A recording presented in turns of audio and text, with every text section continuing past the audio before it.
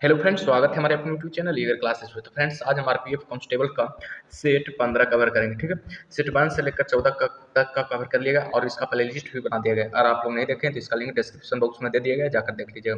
प्रत्येक सेट में 25 क्वेश्चन उठाए हैं। ठीक है, जिसमें से 2018 और 19 में पूछा हुआ प्रश्न है जी। 2018 और 19 में पूछा हुआ प्रश्न है। याद रख लीजिएगा, हमारा क्लास डेली शाम 7 बजे शुरू होता है। ठीक है, शाम 7 बजे डेली क्लास शुरू होता है। तो चलिए वीडियो को शुरू करते हैं। वीडियो को अंत तक बातचीत कीजिएगा और चैनल पर नए हैं तो चैनल को सब्सक्राइब कर लीजिएगा। ठीक है, चलिए फर्स्ट क्वेश्चन की चलते हैं। फर्स्ट क्वेश्चन क्या कह रहा है? पंचवर्षीय योजना प्रारंभ करने के लिए किस किस स्वीकृति की आवश्यकता है? पंचवर्षीय योजना प्रारंभ करने के लिए किस किस स्वीकृति की आवश्यकता है? तो बताइएगा इसका राइट आंसर क्या होगा। आप लोग लाइव चैट सेक्शन में जरूर जवाब दे दीजिएगा। ठीक है, लाइव चैट सेक्शन में जरूर जवाब दीजिएगा।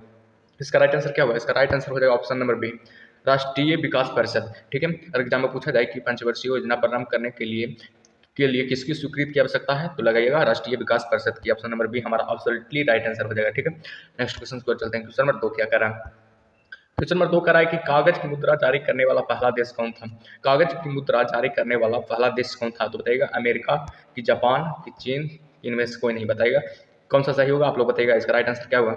इसका राइट आंसर हो जाएगा ऑप्शन नंबर सी, चीन। बताइएगा। ठीक है, और एग्जाम पूछा जाए कागज की मुद्रा जारी करने वाला पहला देश कौन था, तो चीन लगाएगा। ऑप्शन नंबर सी हमारा एब्सोल्युटली राइट आंसर हो जाएगा। ठीक है, नेक्स्ट क्वेश्चन को चलते हैं। नेक्स्ट क्वेश्चन क्या करा? क्वेश्चन नंबर 3 क्या करा? क्वेश्चन नंबर 3 कह रहा है कि भारतीय तंबाकू कंपनी का प्रधान कार्यालय कहाँ स्थित है? भारतीय तंबाकू कंपनी का प्रधान कार्यालय कहाँ स्थित है? तो बताइएगा इसका राइट आंसर क्या होगा। बताइएगा हैदराबाद में कि कोलकाता में कि मुंबई में कि दिल्ली में? बताइएगा इसमें से राइट आंसर क्या होगा। और अगर हमारा पीडीएफ लेना चाहते हैं तो हमारा टेलीग्राम ग्रुप ज्वाइन कर लीजिएगा। ठीक है, ईगर क्लासेस 7250 के नाम से टेलीग्राम ग्रुप चलता है, ज्वाइन कर लीजिएगा। ठीक है, हमारा क्लास याद रखिएगा शाम 7 बजे शुरू होता है। ठीक है, शाम 7 बजे क्लास शुरू होता है, तो आप लोग जरूर जुड़िएगा और दोस्तों के साथ शेयर भी कर दीजिएगा वीडियो को, ताकि आप लोग दोस्तों को भी हेल्पफुल हो सके। ठीक है, तो इसका राइट आंसर क्या होगा? 3 का जवाब दीजिएगा। इसका राइट आंसर हो जाएगा ऑप्शन नंबर बी, कोलकाता में। कोलकाता में भारतीय तंबाकू कंपनी का प्रधान कार्यालय है। ऑप्शन नंबर बी हमारा एब्सोल्युटली राइट आंसर हो जाएगा। ठीक है, नेक्स्ट क्वेश्चन को चलते हैं। क्वेश्चन नंबर 4 क्या करा? क्वेश्चन नंबर 4 कह रहा है कि निवेश निर्गत विश्लेषण पढ़ाया जाता है। निवेश निर्गत विश्लेषण पढ़ाया जाता है, तो बताइएगा इसमें से कौन सही होगा। लागत लाभ विश्लेषण में कि मूल्य विश्लेषण में कि मूल्यांकन विश्लेषण में कि अंतर उद्योग विश्लेषण में? तो बताइएगा इसका राइट आंसर क्या होगा। इसका राइट आंसर आप लोग लाइव चैट सेक्शन में दीजिएगा जवाब। ठीक है, इसका राइट आंसर क्या होगा? 4 का जवाब दीजिएगा। 4 का राइट आंसर हो जाएगा ऑप्शन नंबर ए। ठीक है, लागत लाभ विश्लेषण में। ठीक है, लागत लाभ विश्लेषण में निवेश निर्गत विश्लेषण प्राय कहलाता है। ठीक है, ऑप्शन नंबर ए हमारा एब्सोल्युटली राइट आंसर हो जाएगा। नेक्स्ट क्वेश्चन को चलते हैं। क्वेश्चन नंबर 5 क्या करा?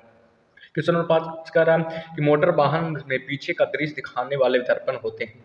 जो मोटर वाहन होता है उसके पीछे की ओर देखे जाने वाला दर्पण कौन सा होता है? तो बताइएगा इसका राइट आंसर क्या होगा। द्वि अवतल की, उत्तल की, समतल की, अवतल? बताइएगा इसका राइट आंसर क्या होगा, आप लोग बताइएगा।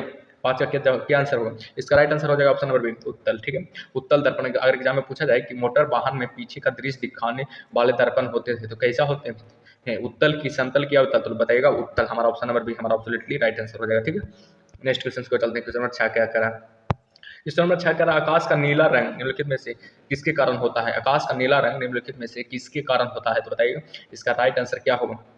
6 का जवाब दीजिएगा। आप लोग लाइव चैट सेक्शन में जरूर जवाब दीजिएगा। ठीक है, इसका राइट आंसर होगा प्रकाश के प्रकीर्णन के कारण आकाश का नीला रंग होता है। ठीक है, ऑप्शन नंबर सी हमारा एब्सोल्युटली राइट आंसर हो जाएगा। ठीक है, नेक्स्ट क्वेश्चन की ओर चलते हैं। क्वेश्चन नंबर नेक्स्ट क्या करा? क्वेश्चन नंबर 7 कह रहा है कि निम्नलिखित में से कौन विद्युत का सबसे खराब चालक है? निम्नलिखित में से कौन विद्युत का सबसे खराब चालक है? तो बताइएगा इसका राइट आंसर क्या होगा। एल्युमिनियम की, कॉपर की, आयरन की, कार्बन? बताइएगा इसका राइट आंसर क्या होगा। इसका राइट आंसर हो जाएगा ऑप्शन नंबर डी, कार्बन। ठीक है, कार्बन निम्नलिखित में विद्युत का सबसे खराब चालक है। एग्जाम में पूछा जाएगा कि ये निम्नलिखित में से कौन विद्युत का सबसे खराब चालक है, तो बताइएगा कार्बन। हमारा option number D absolutely right answer हो जाएगा। ठीक है, नेक्स्ट क्वेश्चन को चलते हैं। क्वेश्चन नंबर 8 क्या कह रहा है? क्वेश्चन नंबर 8 का हाइड्रोजन बम किस सिद्धांत पर आधारित है? हाइड्रोजन बम किस सिद्धांत पर आधारित थे? तो बताइएगा इसका राइट आंसर क्या होगा।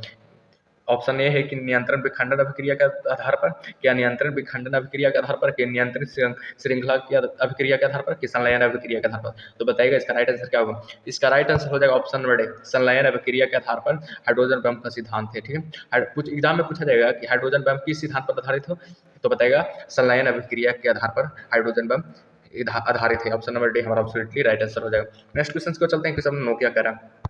क्वेश्चन नंबर 9 का हाइड्रोजन के रेडियोधर्मी समस्थानिक कहते हैं। हाइड्रोजन के रेडियोधर्मी समस्थानिक कहते हैं, तो इसका राइट आंसर क्या होगा? 9 का जवाब दीजिएगा। 9 का राइट आंसर क्या होगा? इसका right answer option number D, tritium. Tritium hydrogen के रेडियोधर्मी समस्थानिक कहते हैं, ट्रीटियम। ऑप्शन नंबर डी हमारा एब्सोल्युटली राइट आंसर हो जाएगा। ठीक है, नेक्स्ट क्वेश्चन को चलते हैं। क्वेश्चन नंबर 10 क्या करा? क्वेश्चन नंबर 10 करा कि हाइबर की प्रक्रिया किसके विनिर्माण में प्रयुक्त होती है? हाइबर की प्रक्रिया किसके विनिर्माण में प्रयुक्त होती है? तो बताइएगा इसका राइट आंसर क्या होगा? ऑप्शन ए है सल्फ्यूरिक अम्ल, ऑप्शन बी है हाइड्रोजन क्लोराइड, और ऑप्शन सी है सल्फर डाइऑक्साइड, ऑप्शन डी है अमोनिया। तो बताइएगा इसका राइट आंसर क्या होगा? 10 का 10 का राइट आंसर हो जाएगा अमोनिया। ठीक है, अमोनिया के कारण हाइबर की प्रक्रिया का विनिर्माण होता है। ऑप्शन डी हमारा एब्सोल्युटली राइट आंसर हो जाएगा। ठीक है, नेक्स्ट क्वेश्चन को चलते हैं। क्वेश्चन नंबर 11 क्या करा? क्वेश्चन नंबर 11 का मानव शरीर में जल का परिमाण लगभग होता है। मानव शरीर में जल का परिमाण लगभग कितना होता है? तो बताइएगा। ऑप्शन ए है 10%, ऑप्शन बी है 20%, ऑप्शन सी है 65%, ऑप्शन डी है 80%। तो बताइएगा इसका राइट आंसर क्या होगा? आप लोग लाइव चैट सेक्शन में जरूर जवाब दीजिएगा। ठीक है, और हमारा क्लास कई बजे स्टार्ट होता है? शाम 7 बजे, याद रखिएगा शाम 7 बजे हमारा क्लास स्टार्ट होता है। तो 11 का जवाब दीजिएगा। 11 का ऑप्शन नंबर सी हमारा राइट आंसर हो जाएगा, 65%। ठीक है, 65% मानव शरीर में जल का परिमाण होता है। ठीक है, ऑप्शन नंबर सी हमारा एब्सोल्युटली राइट आंसर हो जाएगा। कहीं कहीं 70% भी दिया हुआ रहता है, उससे घबराइएगा मत। ठीक है, 65 दिया रहेगा तो 65 मारिएगा, और 70 दिया रहेगा तो 70 मारिएगा। ठीक है, नेक्स्ट क्वेश्चन की ओर चलते हैं। क्वेश्चन नंबर 12 क्या करा? क्वेश्चन नंबर 12 करा साधारण मानव में गुणसूत्र होते हैं। साधारण मानव में गुणसूत्र होते हैं। साधारण मानव में गुणसूत्रों की संख्या कितनी होती है? तो बताइएगा इसका राइट आंसर क्या होगा? हम लोग जानते हैं कि नर में कितना होता है? नर में गुणसूत्रों की संख्या 23 होता है, 23 होता है नर में। और मादा में कितना होता है? मादा में होता है भी 23 ही। ठीक है, 23 को जोड़ते हैं तो कितना आता है? 46। तो यही तो पूछ रहा है कि साधारण मानव में गुणसूत्र होते हैं कितना होता है? तो 46 लगेगा। ऑप्शन नंबर बी हमारा एब्सोल्युटली राइट आंसर हो जाएगा। ठीक है, नेक्स्ट क्वेश्चन को चलते हैं। क्वेश्चन में 13 क्या कह रहा है? क्वेश्चन नंबर 13 कह रहा है कि आधुनिक एंटीसेप्टिक सर्जरी का जनक कौन है? आधुनिक एंटीसेप्टिक सर्जरी का जनक कौन है? तो बताइएगा इसका राइट आंसर क्या होगा? 13 का जवाब दीजिएगा। 13 का राइट आंसर हो जाएगा option number A, Joseph Lister आधुनिक एंटीसेप्टिक सर्जरी का जनक होते हैं। ऑप्शन ए हमारा एब्सोल्युटली राइट आंसर हो जाएगा। ठीक है, नेक्स्ट क्वेश्चन पे चलते हैं। क्वेश्चन नंबर 14 क्या करा? क्वेश्चन नंबर 14 करा मुगल पेंटिंग किसके शासन में अपनी चरम सीमा तक पहुंची? मुगल पेंटिंग किसके शासन में अपनी चरम सीमा तक पहुंची? तो इसका राइट आंसर क्या होगा? आप लोग बताइएगा। 14 का जवाब दीजिएगा। इसका राइट आंसर हो जाएगा ऑप्शन नंबर सी, जहांगीर के शासनकाल में चरम सीमा तक पहुंची थी। एग्जाम में अगर पूछा जाएगा कि मुगल पेंटिंग किसके शासनकाल में अपनी चरम सीमा तक पहुंची, तो जहांगीर लगेगा। ऑप्शन नंबर सी हमारा एब्सोल्युटली राइट आंसर हो जाएगा। नेक्स्ट क्वेश्चन को चलते हैं। क्वेश्चन नंबर 15 क्या करा? क्वेश्चन नंबर 15 करा राष्ट्रीय पोषण पदार्थ संस्थान कहाँ पर स्थित है? राष्ट्रीय पोषण पदार्थ संस्थान कहाँ पर स्थित है? तो बताइएगा इसका राइट आंसर क्या होगा? इसका राइट आंसर क्या होगा? इसका राइट आंसर हो जाएगा हैदराबाद में राष्ट्रीय पोषण पदार्थ संस्थान स्थित है। ऑप्शन नंबर डी हमारा एब्सोल्युटली राइट आंसर हो जाएगा। नेक्स्ट क्वेश्चन को चलते हैं। क्वेश्चन नंबर 16 क्या करा? क्वेश्चन नंबर 16 करा इनमें से कौन सितार वादन से जुड़े नहीं है? इनमें से कौन सितार वादन से जुड़े नहीं है? तो बताइएगा इसका राइट आंसर क्या होगा? 16 का इसका राइट आंसर हो जाएगा उस्ताद अलाउद्दीन खान ने।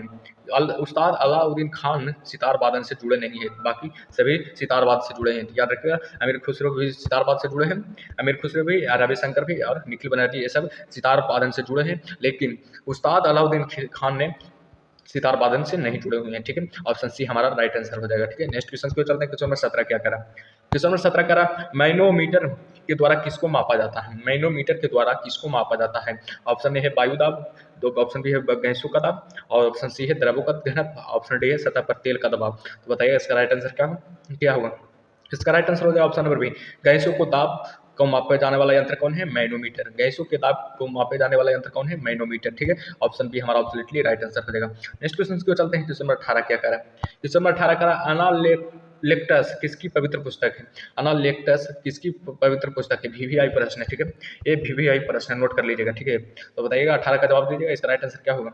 इसका राइट आंसर हो जाएगा ऑप्शन नंबर सी, कॉन्फ्यूशियस की किताब कौन सी है? एनालेक्टस। एग्जाम में पूछा जाएगा कि एनालेक्टस किसकी पवित्र पुस्तक है? तो कन्फ्यूशियस लगेगा। ऑप्शन सी हमारा एब्सोल्युटली राइट आंसर हो जाएगा। ठीक है, नेक्स्ट क्वेश्चन पे चलते हैं। क्वेश्चन नंबर 19 क्या करा? क्वेश्चन नंबर 19 करा है कि विश्व में डाक घर दिवस निम्नलिखित में से किस दिन मनाया जाता है? विश्व में डाक घर दिवस निम्नलिखित में से किस दिन मनाया जाता है? तो बताइएगा इसका राइट आंसर क्या होगा? आप लोग बताइएगा। इसका लाइव चैट सेक्शन में जवाब देते रहिएगा।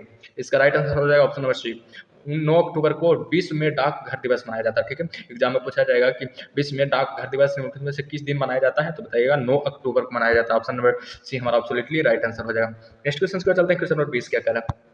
क्वेश्चन नंबर 20 करा, माजुली द्वीप निम्नलिखित में से किस नदी पर स्थित है? माजुली द्वीप निम्नलिखित में से किस नदी पर स्थित है? तो बताइएगा इसका राइट आंसर क्या होगा?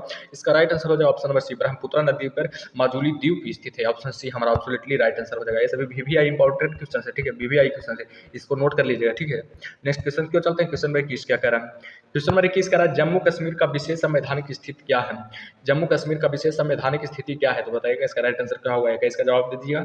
इसका राइट आंसर हो जाएगा ऑप्शन नंबर बी, इसको अपना संविधान है। और एग्जाम में पूछा जाए कि जम्मू कश्मीर का कैसा, जम्मू कश्मीर में कैसा संविधान है, तो बताइएगा इसको अपना संविधान है, जम्मू कश्मीर का अपना संविधान। ऑप्शन नंबर बी हमारा एब्सोल्युटली राइट आंसर हो जाएगा। जम्मू कश्मीर किसके हाथों में रहता है? तो केंद्र सरकार के हाथों में जम्मू कश्मीर स्थित रहता है, ठीक है। राज्य सरकार वहाँ राज्य सरकार का राज नहीं चलता, ठीक है, याद रखिएगा। नेक्स्ट क्वेश्चन क्या चलता है, क्वेश्चन नंबर 22 क्या कह रहा है? क्वेश्चन नंबर 22 कह रहा है कि राष्ट्र खाली यहाँ नहीं, द्वारा नहीं होगा, राष्ट्रीय ध्वज के डिजाइन को कब स्वीकृत प्रदान किया गया था? संविधान सभा द्वारा राष्ट्रीय ध्वज के डिजाइन को कब स्वीकृत किया गया था? तो बताइएगा इसका राइट आंसर क्या होगा, 22 का जवाब दीजिएगा।